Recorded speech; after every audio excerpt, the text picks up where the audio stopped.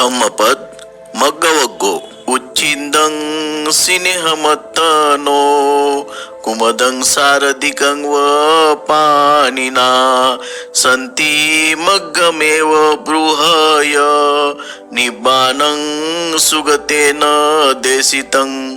शरद ऋतूतील कमळ जसे हाताने तोडतात तसे स्वतःचे ममत्व तोडून टाका. बुद्धाने उपदेशलेला शांती मार्ग म्हणजे निर्वाणाचे अनुसरण करा. अर्थकथा. एक भिक्षू शरीराच्या अशुद्धीवर ध्यान करीत होता, पण त्यात त्याला यश आले नाही. त्या भिक्षूचा स्वभाव लक्षात घेऊन बुद्धांनी त्याला मानसिक एकाग्रतेसाठी कमळ हे चिन्ह दिले. भिक्षूला त्याच्या ध्यानात यश आले, ज्ञान मिळाले. बुद्धांनी सांगितल्याप्रमाणे स्वतःमधील शक्तींचा त्याने विकास केला आणि अरहंतपद मिळवले.